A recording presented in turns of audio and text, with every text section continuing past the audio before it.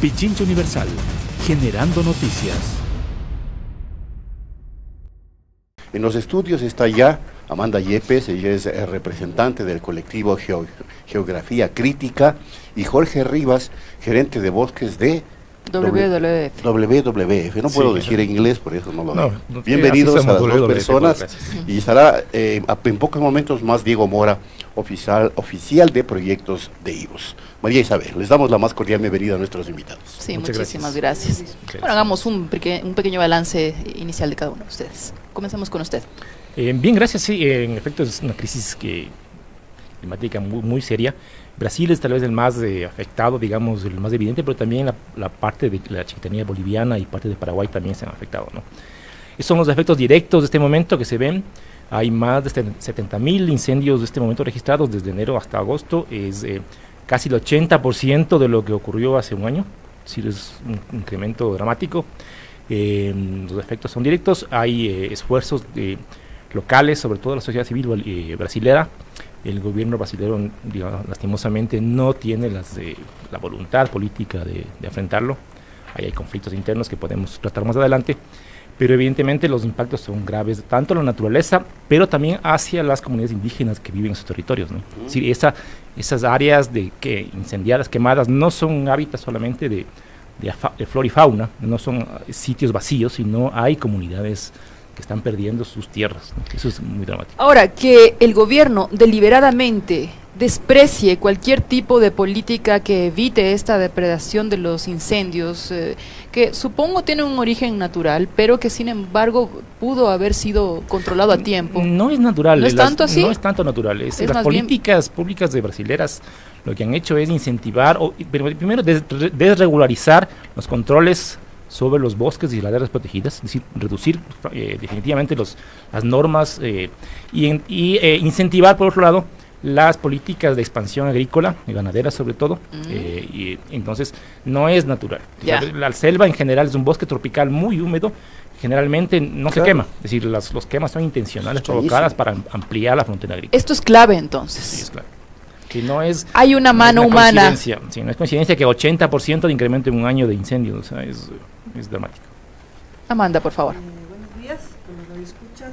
Sí, en realidad hay que entender el problema de la Amazonía, de la cuenca amazónica de manera integral, ¿no? O sea, como ustedes han planteado, ¿por qué, digamos, desde Quito, desde Ecuador, estamos de alguna manera preocupados por esta situación? Es porque entendemos que la Amazonía de los países andinos es el bosque húmedo tropical continuo más grande del mundo, ¿no?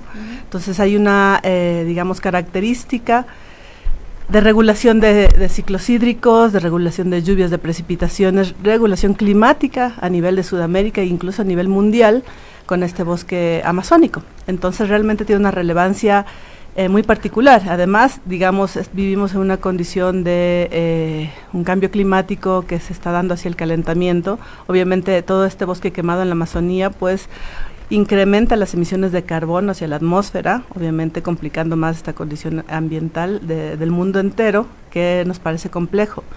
Pero sobre todo yo creo que hay que entender que es un territorio donde viven pueblos y comunidades. Se están contabilizando alrededor, yo tengo por acá el dato, de 500 pueblos indígenas, ¿no? Que habitan en esta parte justamente entre Brasil, Bolivia, ¿no es cierto? Con varios millones de personas viviendo ahí, 34 millones de personas más o menos, ¿no? Entonces hay una preocupación tanto natural como tanto social en el momento de que ahí está este gran incendio acá. Como decía acá el compañero, también hay que analizar dónde empieza el problema, ¿no? Creo que en esta zona hay una presión económica, donde hay una necesidad del gobierno de, digamos, económica sobre la vida, tanto de la naturaleza como de los seres humanos. Es decir, hay que analizar quién es la ministra de Agricultura, ¿no?, que fue elegida conjuntamente con estos mandatarios actuales en Brasil, y hay que mencionar que el presidente Bolsonaro fue apoyado por este sector de la agroindustria para llegar a elecciones, ¿no es cierto? Producto de esto, pues ¿cómo se llama la ministra de? Teresa Cristina se llama la ministra de Agricultura, es parte de este sector que apoyó a Bolsonaro para llegar a la presidencia, y producto de esto pues hay favores políticos, digamos. Que entonces hay una agenda que está causando esto. La agenda es hacia la agroindustria, hacia ampliar la frontera agrícola, como decían, pero para los productos de exportación. Brasil es de los productores más grandes de soya, de azúcar, son millones de hectáreas. Por ejemplo, yo tenía entendido que para, no estoy segura si para la soya, para la caña de azúcar había 27 millones de hectáreas cultivadas en el Brasil, que es básicamente el territorio ecuatoriano. El territorio ecuatoriano tiene 27 millones de kilómetros cuadrados. Entonces, realmente hay una necesidad justamente de un crecimiento económico por sobre, digamos, los derechos de la naturaleza, los derechos de los pueblos, nacionalidades. Es bien complicado porque se estarían dando aquí ya. Estamos viendo por televisión un genocidio, ¿no? Y un etnocidio, es decir, muertes de la cultura, porque la cultura viene ligada al territorio. Y cabe recordar que los territorios mejor conservados en el mundo entero están en manos de poblaciones indígenas, ¿no? Entonces realmente hay una complicación en dos niveles, que es una y se puede ahí económica y social. Catalogar que hay una suerte de enfrentamiento, ¿no?, entre el sistema capitalista en este caso, que arremete para fomentar proyectos productivos versus la gente que quiere controlar el ecosistema, la naturaleza. Sí, en realidad son dos visiones totalmente encontradas, antagónicas, podría decirse. La una te plantea extraer la renta, ¿no? La renta a como dé lugar, con los costos más bajos y con quien tiene el capital para invertir sobre el territorio. Y de otro lado está la población, que ha tenido más bien un uso de los materiales, la naturaleza que te ofrece, el bosque natural, ¿no es cierto? Que es más o menos una economía articulada a los valores de uso, ¿no? No se dice pues que del todo estén fuera del sistema capitalista, que obviamente hay un sistema económico que está presionando por el acceso a recursos naturales para acceder a una renta, pero en realidad sí hay unas visiones encontradas, ¿no? Porque hay una concepción de vida diferente, digamos, de las poblaciones indígenas, que no ha sido del todo mercantilizada, que está peleando justamente por seguir en su lógica versus el sistema capitalista. Diego Mora está también con nosotros, oficial de proyectos de IVOS, ¿cómo se pronuncia, Diego? Buenos días con todos, mil disculpas por la demora. IVOS es el Instituto Humanista de Cooperación con los Países en Desarrollo, una ONG holandesa, y precisamente en estos momentos nos encontramos también sumados a toda una campaña internacional para someter la presión internacional hacia las respuestas que los gobiernos tienen que dar hacia el cuidado de la Amazonía. Ya, ahí el tema en IVOS, por ejemplo, se trata de agricultura sostenible, comida o alimentos y ambiente, una plataforma segura para la sustentabilidad. Justamente esta visión puede oponerse a la de la depredación de la agroindustria como agenda que está matando el pulmón de la Amazonía. Sí, antes de o eso, del planeta también. Sí, poner en contexto por qué la importancia de la cuenca amazónica, ¿no? Por favor. 20% de los bosques del mundo se encuentran allí, es decir, 1 de cada 5 hectáreas de bosques que tenemos a nivel mundial están en la Amazonía. Wow. Producen el 20% del agua dulce del mundo y es el factor clave en el combate hacia la mitigación del cambio climático, con todas sus selvas y todos sus procesos de captación de CO2. Pero sobre todo porque existe, como bien lo decía la colega, 34 millones de personas que fundamentan sus medios de vida y subsistencia en los recursos naturales, directamente, y que toda la humanidad también dependemos de las funciones armónicas que desarrollan la Amazonía. Bajo este contexto, ya lo han dicho los compañeros, lo han desarrollado, la agroindustria es uno de los factores determinantes en esta depredación que está sufriendo actualmente la Amazonía.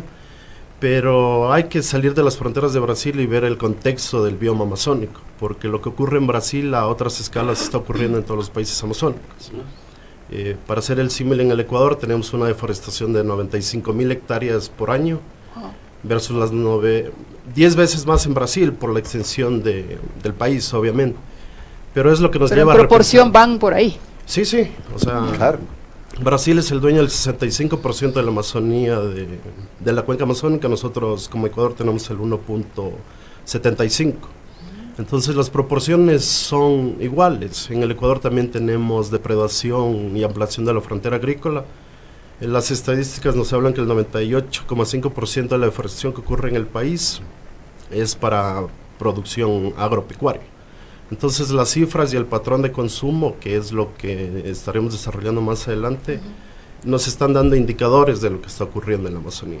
Y es preocupante porque existe tanto una crisis ambiental, y a esto hay que sumarle que se suma la crisis ética y política.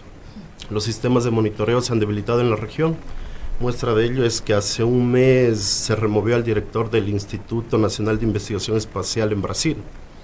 Entonces, tenemos que desarrollar modelos de desarrollo sostenibles que nos permitan entender que la Amazonía es un bien para toda la humanidad y un llamado a la corresponsabilidad mundial.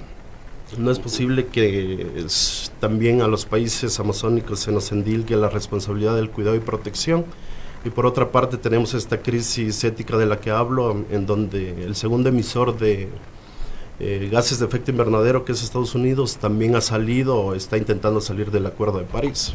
Entonces, todas estas dimensiones hay que llevarlas de la mano porque es una configuración geopolítica mundial que está ahora centrada en las cuestiones de la Amazonía en general. Impresionante. Esta se puede considerar que es una afectación global, porque ayer justamente la BBC informaba que se encarga, ¿no?, el Servicio Europeo que se encarga del monitoreo de la atmósfera, que se pudo observar rastros de la contaminación del incendio amazónico en países como Ecuador, Colombia, Panamá y Venezuela. Sao Paulo, ayer nomás, pues se oscureció a las 3 de la tarde por la presencia de gran cantidad de humo. ¿Se puede entonces considerar que esta es una crisis global y que entonces la humanidad nos tenemos que involucrar necesariamente? Sí, en efecto es una crisis global, por eso muchos gobiernos a nivel mundial están llamando la atención al gobierno brasileño para que tome medidas concretas, ¿no? En este momento la evidencia más directa es la cantidad de CO2 y de carbono que se libera a la atmósfera.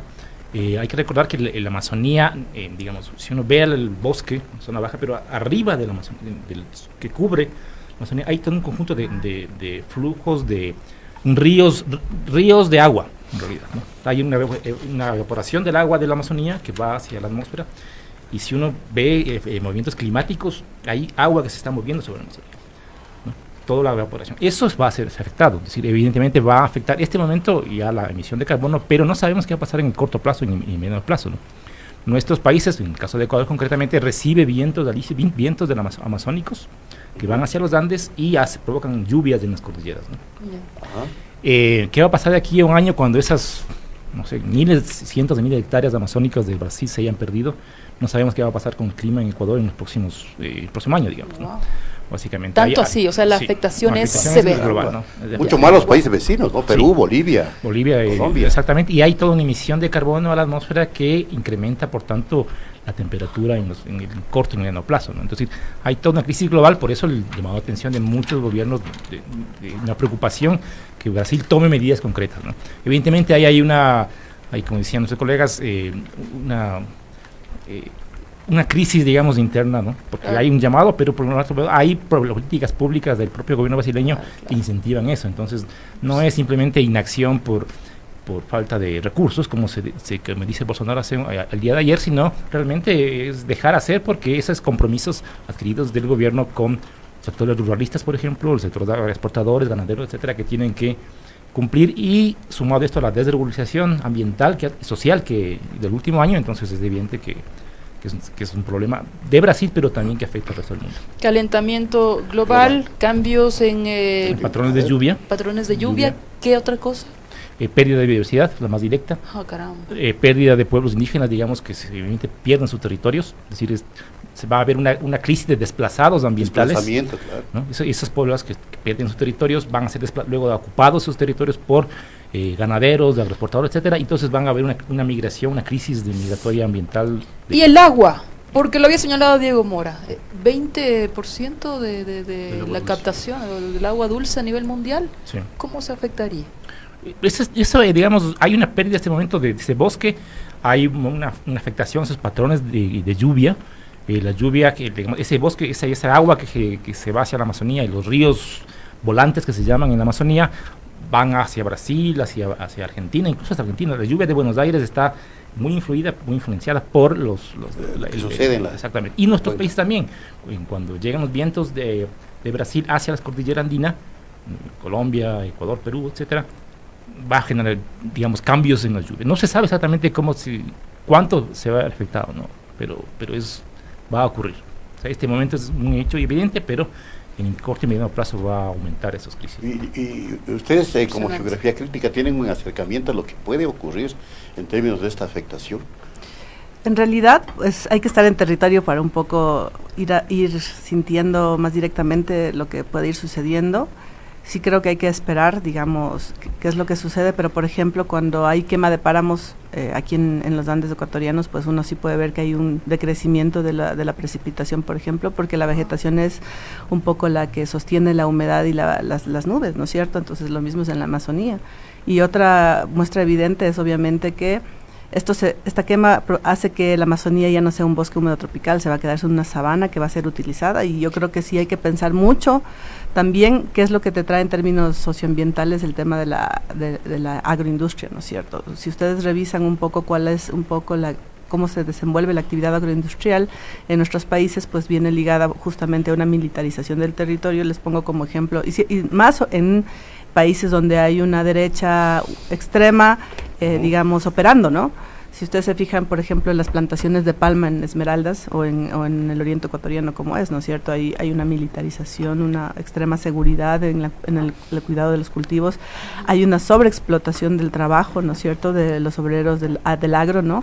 En Brasil ya había denuncias de que alrededor de la agroexportación hay gente viviendo como esclava, tipo Fukuyama, que es el caso que acabamos de abordar aquí. Que está sonando mucho en el Ecuador, que además uno sí tuve la oportunidad de conocer en el trabajo con Defensoría del Pueblo, que es justamente recluir a cientos miles de personas, dependiendo de la extensión, tipo campamentos de presos, digamos, en condiciones muy precarias, trabajando todo el día y toda la noche, muchas veces, en el trabajo de la agroindustria, ¿no es cierto?, sin condiciones laborales de seguridad, de salud, incluso con familias, con niños pequeños viviendo ahí, ¿no? Entonces, aparte de eso, que se genera todo un negocio, digamos, alrededor de la vida, ¿no es cierto?, la mercantilización de la vida, ¿no? Entonces la gente tiene un pequeño salario, ya no puede vivir de la naturaleza, tiene que consumir, digamos, lo que la misma agroindustria está produciendo. Entonces hay un cambio total, digamos, de la vida de las personas. Ya, pero ahí está el paradigma de la concentración también brutal. Exacto, ¿no? Claro. Y obviamente... insaciable. Exacto, y obviamente creo que no hay una cuantificación real de lo que significa perder el bosque amazónico y lo que significa cambiar, ¿no es cierto?, a la agroindustria, ¿no? Y obviamente hay una responsabilidad mundial, creo que ahora está más en riesgo, como se había mencionado en otras ocasiones, la vida de la especie humana, como así la vida de otras especies, ¿no es cierto? Claro. Que es un poco un problema del deterioro de la naturaleza en términos mundiales, que está por sobre los intereses específicos de un país, ¿no? Porque el presidente Bolsonaro también ha declarado que es un tema de interés nacional, que es un tema de soberanía nacional por un poco las reacciones internacionales, pero... O sea, no se metan con esto que es nuestro. Pero sí, obviamente no se metan cuando se quiere explotar para generar ganancias, pero obviamente cuando es por el cuidado de la naturaleza, más bien se criminaliza, digamos, a los defensores de la naturaleza. Ha habido asesinatos en Brasil, por lo general los grupos más vulnerables son mujeres y niños, ¿no es cierto?, que son los que viven y hacen vida más cotidiana en el territorio, porque por lo general los hombres suelen salir a buscar trabajo remunerado y son las mujeres las que sostienen la reproducción de la vida en los territorios, por ejemplo. Y, por ejemplo, se ha visto por eso, digamos, en redes sociales, pues la voz más de las mujeres en la lucha por la naturaleza y por el territorio y la vida de los pueblos, ¿no? Acá tenemos un dato que quisiera lo contraste, Diego Mora. La revista especializada Medline indica que el monóxido de carbono, gas incoloro, inoloro, es muy peligroso y puede causar súbitamente enfermedad y hasta muerte. Mapas difundidos por CAMS demuestran que la columna total de monóxido de carbono que se expandió el 21 de agosto del 2019 llegó a Ecuador con una concentración baja, pero la zona más afectada fue la Amazonía. En menor medida, Ecuador también puede verse afectado por aerosoles liberados por la quema de biomasa de la Amazonía de Brasil. O sea, no es cualquier cosa, ¿no?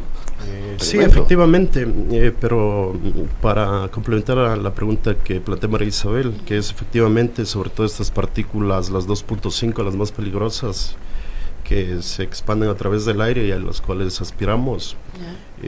Leí ayer un reportaje en que las métricas internacionales te dicen que son 25 partes por millón de esas partículas. Con los incendios en la Amazonía se reportaban el 19 al 21 de agosto que están sobre los 500 o 600 partes por millón. Entonces son concentraciones demasiadamente elevadas que nos tienen que ir llamando la atención de cómo vamos a solventar eso, ¿no? Porque la crisis a mediano y largo plazo se van a ver sobre los efectos de la población, más allá de la biodiversidad y todas estas funciones que cumple la cuenca del Amazonas. Pero para eso también quería referirme a que existen ya escenarios planteados para la cuenca del Amazonas, o sea, también con las políticas que se incentivan a través de los gobiernos de turno. El IPCC en 2013, a través de sus escenarios planteados, el IPCC es el Panel Intergubernamental de Cambio Climático, ya advertía que bajo el escenario de bajas emisiones, es decir, manteniendo procesos acordes a un desarrollo sostenible, la Amazonía a finales del siglo iba a tener un aumento en la temperatura de 1.5 a 2 grados centígrados. Estudios y escenarios a nivel intermedio que los realizaron ya a nivel más local, el CIFEN, que es el Centro Internacional de Estudio del Fenómeno del Niño, en el 2014 planteaba que para los periodos de septiembre, octubre y noviembre, la temperatura en la Amazonía variaría entre 3 a 4 grados centígrados. Y ya va marcando las distancias en donde está ocurriendo. Entonces, es la necesidad de contar con información real y coherente que nos permita llegar a la toma de decisiones. Estos estudios están publicados, pero poco o nulo. Difundidos. Es que esto mismo, ¿por qué no se está hablando de semejante noticia a nivel mundial? Es lo que te digo, ¿no? Existe, aparte de la crisis ambiental, es una crisis ética, una crisis política. Entonces, nos lleva a pensar en que la democratización de la información debe ser la clave para comenzar a construir esto. Entonces, me sorprendía que circulaban por redes sociales muchas de las fotos, de lo cual el presidente Bolsonaro el día de ayer desmiente, y efectivamente desmiente, porque son fotos de otras ocurrencias. Entonces, nos llama también a los ciudadanos a qué debemos pensar y qué debemos difundir, que tiene que ser con información veraz y confiable. Pero esa información veraz y confiable tiene que ser difundida y democratizada por las agencias que están a su cargo. Entonces, vuelvo y repito, los escenarios están planteados, estos fueron desarrollados con algoritmos matemáticos y tendencias estadísticas, en donde comparan dos periodos de tiempo, ¿no? Del 86 al 2005 teníamos unas condiciones en la Amazonía, y a partir de esos escenarios estamos viendo cómo se está configurando con cambio climático la nueva Amazonía, por así llamarlo. 4 grados más. A finales de siglo. A finales de siglo. Entonces esto va a ser paulatino, y allí entran las condiciones geográficas también.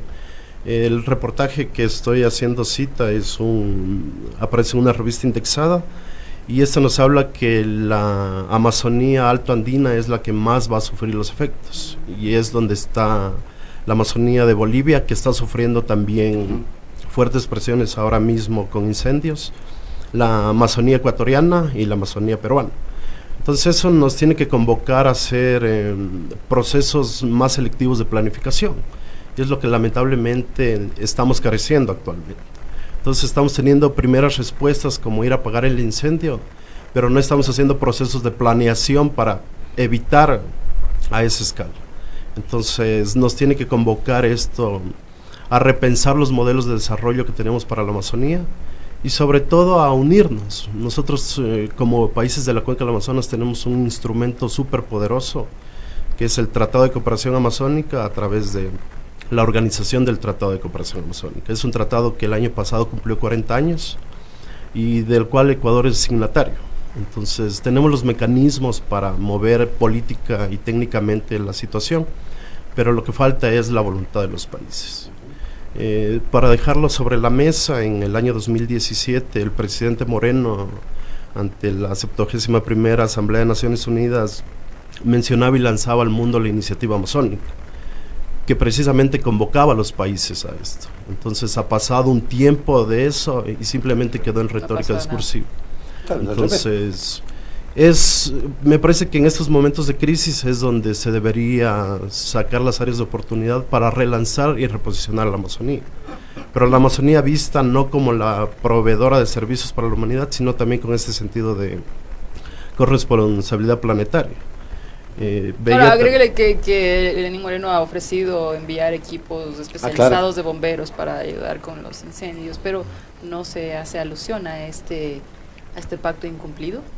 Claro, sí, es más que incumplido, es un proceso que tiene que seguirse abordando, ¿no? O sea, porque... O desarrollando, porque es como ustedes... Sí, son procesos, ¿no? Y pasos. Necesitamos a Brasil, porque Brasil es dueño del 65% de la Amazonía. Entonces Ecuador tiene que sumarse, y lo que siempre he debatido yo con mis colegas es que la mejor forma de defender la Amazonía de los países amazónicos es defendiendo su porción.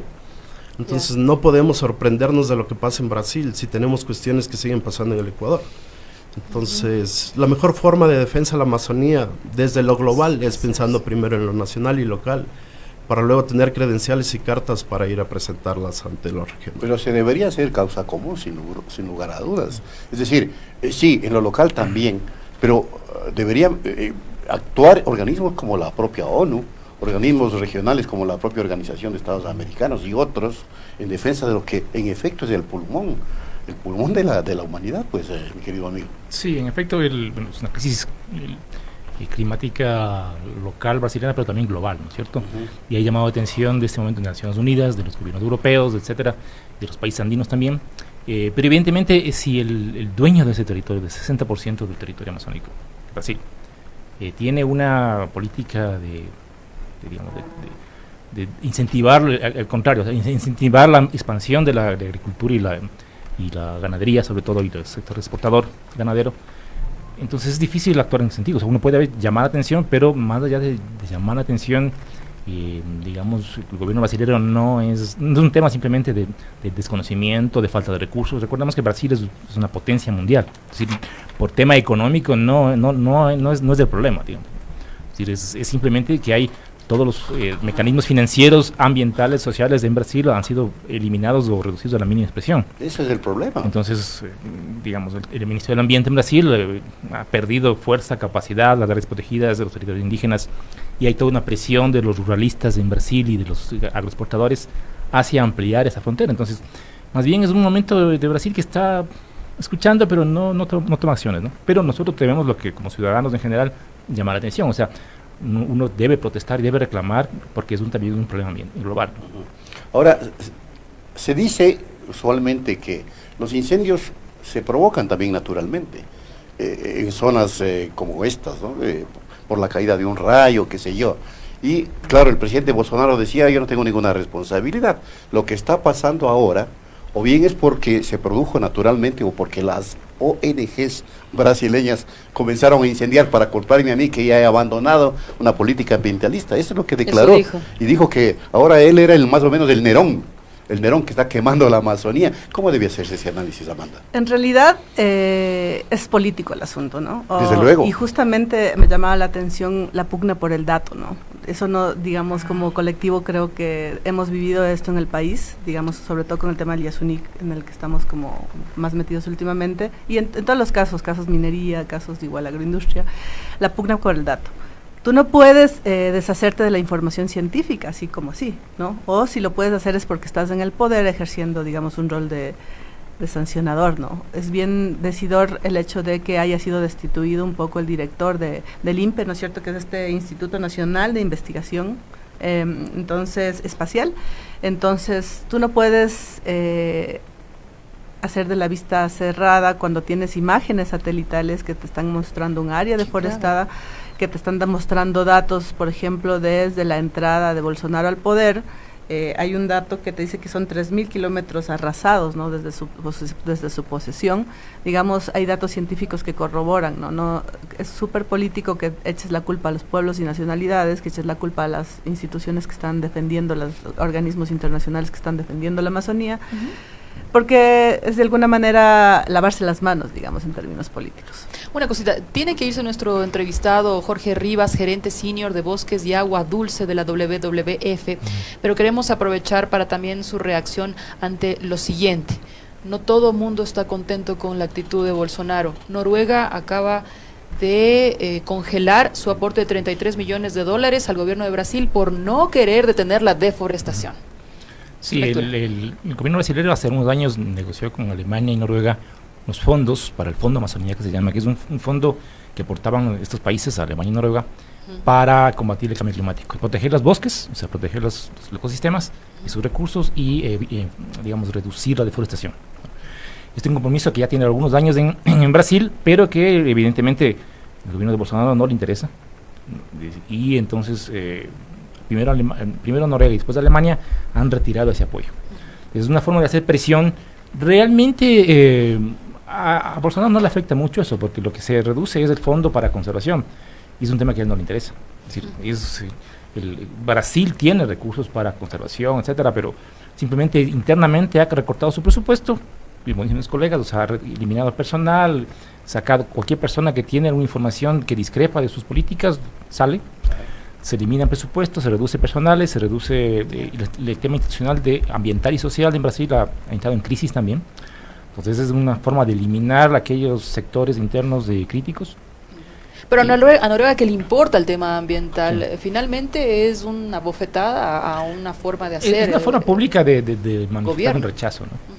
Y sí, y digamos, como decía mi colega también, hay un tratado de cooperación amazónico que nuestros países son signatarios, pero que Brasil, que tiene 60% de su territorio, no impulsa. O sea, entonces hay campañas internacionales, campañas locales, pero que no encuentran un oyente al interior de Brasil, ¿no? Ya, acá también tengo canciller alemana Angela Merkel, dice que la Amazonía debe ser el tema del G7. El primer ministro de Irlanda amenazó con votar contra el acuerdo comercial con Mercosur, y Francia acusa a Bolsonaro de mentiroso. Es decir, ya se está... Es decir, se está despertando. Ya se está despertando la gente. Un tema importante que se debería tomar en cuenta es que gran parte, por ejemplo, de la soya que exporta Brasil a Europa, los mercados europeos también deben hacer presión a través de esos sectores, ¿no? Es decir, hay que, digamos, incidir sobre lo que Brasil más le afecta a Bolsonaro y sus grupos de poder, que es el tema agroexportador.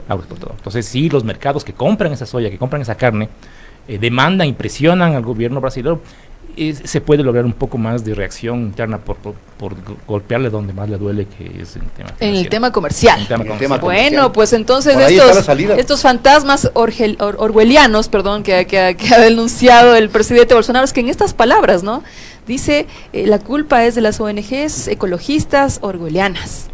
Ya, listo, muchísimas gracias a Jorge Rivas, gerente senior de Bosques Jorge. Y Agua Dulce de la WWF. Muchas gracias a ustedes. Le liberamos. Nos quedamos con Diego y con Amanda. Seguimos el diálogo.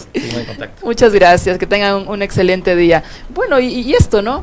Estaba mencionando nuestro invitado la posverdad, que toda la fabricación de una ficción en cuanto a opinión pública que utiliza artificios de verosimilitud que pretendan convencer a una determinada población o público de una verdad, entre comillas.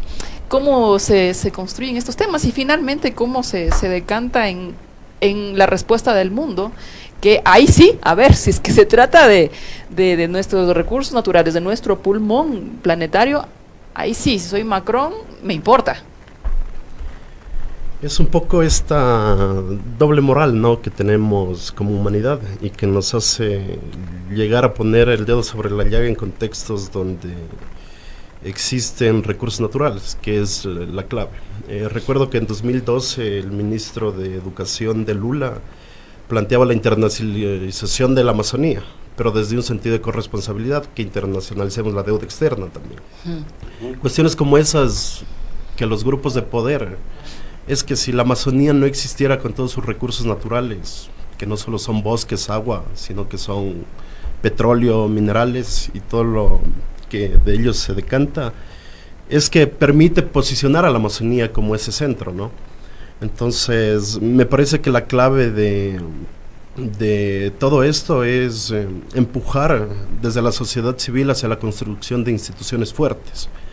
No es posible que en todos los países de nuestra América Latina las entidades ambientales sean las entidades más débiles. Los ministerios de ambiente son vistos como obstáculos en todos los países amazónicos. ¿Por qué? Porque precisamente tienen que hacer su labor de regulación y control sobre todos estos problemas ambientales. Que no siempre lo hacen también, en eso hay que... Sí, sí. Claro, tiene mucha presión. Sí, sí, entonces la presión es como los van minimizando, es como minimizas la institución que está llamada a responder por todo esto. Y lo que finalmente se va haciendo es emergiendo a otros grupos que tienen intereses también. O sea, el tema de Bolsonaro al echar la culpa de algo es tan infantil, por así llamarlo, de algo que está ocurriendo. O sea, no es tampoco de cerrar los ojos. La Amazonía brasileña y boliviana se viene quemando a grandes escalas desde el 10. Pero estas políticas de apertura y deforestación hacia áreas pristinas son las que incentivan aún más la frecuencia de los incendios forestales. Entonces los gobiernos que están tomando la amplitud de la frontera agrícola como una respuesta de solución a encontrar nexos comerciales son los que deben tener las respuestas, como bien lo decía Jorge, a través del boicot de los mercados. Tenemos la declaración de Ámsterdam, que está ligada a la declaración de bosques de Nueva York del 2015, en donde ya los países europeos, a través de esta declaración, llaman a sus países miembros a tener mayor control sobre los productos que provienen de las selvas tropicales, provenientes de deforestación, o productos libres de deforestación.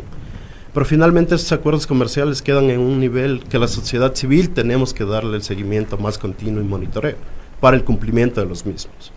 Entonces, nuestros gobiernos les gusta improvisar, por así llamarlo, y firmar o ratificar acuerdos sin tener la capacidad institucional de respuesta. Entonces, es un llamado también que nos tiene que llevar a la reflexión.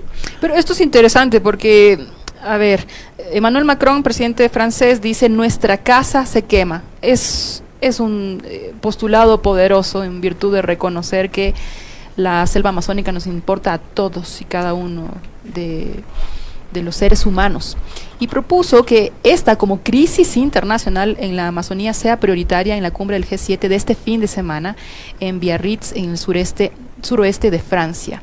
Y en el mismo sentido se pronunció, ya lo habíamos dicho, a Angela Merkel. Macron acusó a Bolsonaro de mentir sobre sus compromisos en favor del medio ambiente y anunció que Francia se pondría al acuerdo de libre comercio Unión Europea-Mercosur. Es decir, no son cosas menores.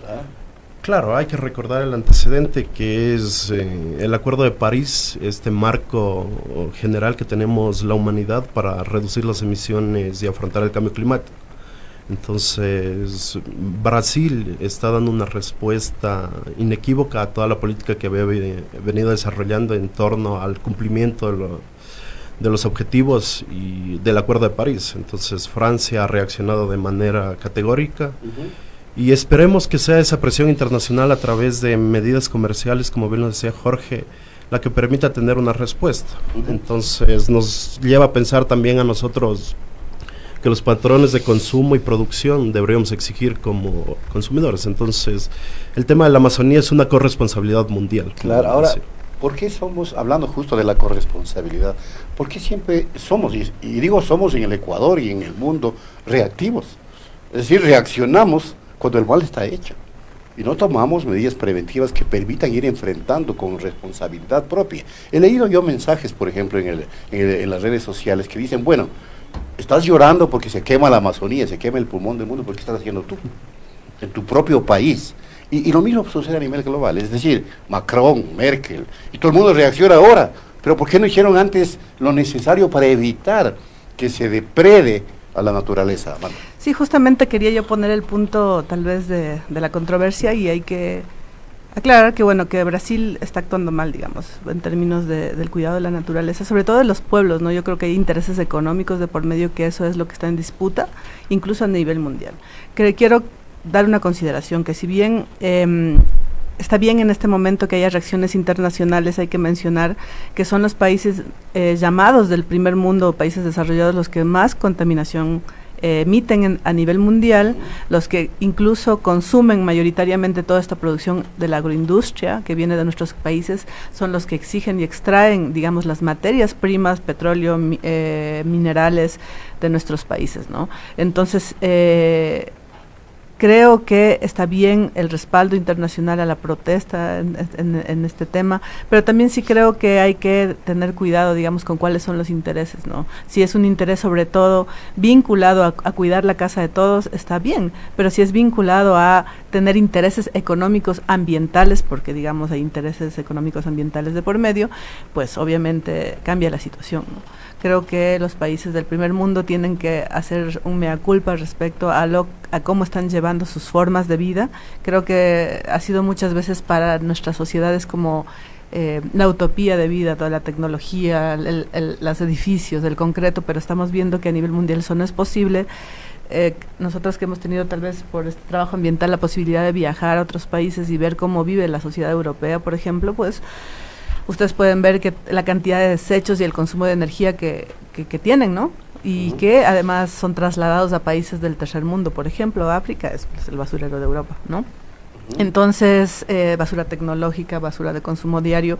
Creo que eso también hay que tener en cuenta el momento de entender cuáles son un poco los respaldos o no en términos internacionales, ¿no? Que y si esos respaldos son realmente, son sinceros, porque también pueden ser respaldos hipócritas, que tienen en el trasfondo intereses básicamente comerciales, y entonces lo otro queda en segundo plano, y al final también son los que contribuyen al deterioro de toda la humanidad, pues no, Diego. Efectivamente, y vuelvo a insistir, los países del Amazonas deben unirse con estas plataformas que tenemos creadas. El Tratado de Cooperación Amazónica, insisto, con altibajos ha sobrevivido 40 años, y somos nosotros los que tenemos que dar las respuestas a este nuevo modelo de desarrollo.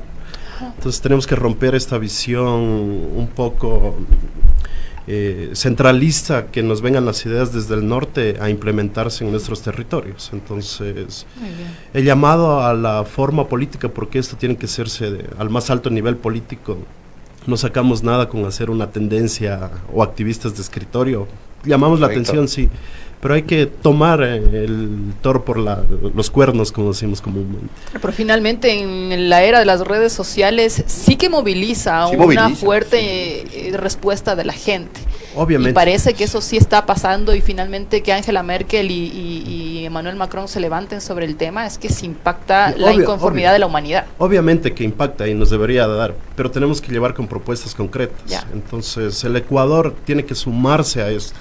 El Ecuador tiene que tomar la bandera, porque es el país, o sea, nosotros en todos los eventos internacionales nos jactamos de ser el país más megadiverso del mundo, nos jactamos de tener el Parque Nacional Yasuní, nos jactamos de muchas cosas, de nuestros pueblos indígenas. ¿Quién debería ahí liderar? ¿Ministro Mata? Bueno, ya no está, ahora está el señor Ledesma. O sea, sí. Mire cómo pasó de largo, perdón. Señor Raúl Ledesma. O sea, más que Mata. El ministro es una cuestión de Estado, ¿no? O sea, reconocer toda nuestra Constitución. Somos un país, junto con Bolivia, que somos garantistas de los derechos de la naturaleza, pero no lo hemos podido llevar a la práctica. Impresionante. Entonces, es declarativo y es una entelequia en la práctica. Claro, entonces sí, tenemos los instrumentos para hacerlo, pero no tenemos la voluntad política para desarrollarlo en territorio y las cuestiones. Entonces el Ecuador sí tiene que un poco liderar, ser la diplomacia verde que tanto nos jactamos de ser. Es ahora cuando debería salir todo esto y poner sobre el contexto que nosotros estamos con miras a hacer. Ya, o sea, por fuera de gobierno, o sea, todas las otras iniciativas, porque, a ver, o sea, vamos a pedir, vamos a exigir al gobierno. Es como Estado, ¿no? A nivel general. Sí, como Estado, y todos los estamentos que competen hacerlo. Amanda, 10.000 hectáreas han sido consumidas por el fuego, 10.000 hectáreas, esto es 1,5 campos de fútbol de la selva del Amazonas, destruidos cada minuto. Cada minuto. Cada minuto. Acá tenemos un dato respecto de esta actitud tan grosera del gobierno de Bolsonaro, que despide al jefe del Instituto Nacional de Investigación Espacial por tener una discusión con él sobre los datos de deforestación. Es decir, ni siquiera los propios indicadores le llegan a afectar a un Bolsonaro. Ahora que ya habíamos abordado el tema comercial, puede ser una presión. Pero mientras tanto, los grupos ambientalistas, usted que forma parte de una... ONG, un colectivo más bien, es un colectivo. Sí. ¿Cómo interpreta esa actuación de los colectivos ambientalistas en Brasil como fuerza cantante o dirimente en esta crisis? Creo que se evidencia claramente que el hacer científico también es político, ¿no? Creo que los datos, la pugna por los datos, como mencionaba anteriormente, son importantes. A nosotros nos ha pasado acá en el Ecuador y creo que las instituciones, organizaciones, ONGs internacionales, locales que están apoyando estos temas tienen que hacer una producción y una difusión de estos datos, ¿no? que están reflejando a nivel de las ciencias ambientales que obviamente el deterioro de la naturaleza va a afectarnos como especie, ¿no? Y obviamente las otras especies, sin contar con todas las variables sociales, ¿no? Que significa la pérdida de la cultura, de los idiomas, de los pueblos, las nacionalidades, de las personas en condiciones de precariedad absoluta, de pobreza, de desplazamientos, ¿no? Que es complejo, ¿no? Aquí la agroindustria en Brasil pues generará millones de dólares para sus arcas, sobre todo privadas, y la gente sigue en la pobreza, ¿no? Creo que es el caso. Además se va a abrir a minería, se va a abrir a sacar recursos naturales. Y es el caso de nuestros países. Yo concuerdo con el compañero, tenemos que luchar desde nuestros propios territorios. Sin embargo, la Amazonía ecuatoriana es pequeña en comparación a las Amazonías de nuestros otros países. Es muy pequeña y lo poco que tenemos en el Ecuador está siendo acabada. Si tú miras un sencillo mapa de concesiones petroleras y concesiones mineras, ves que toda la Amazonía está trazada por un mallado extractivo, es decir, toda la Amazonía.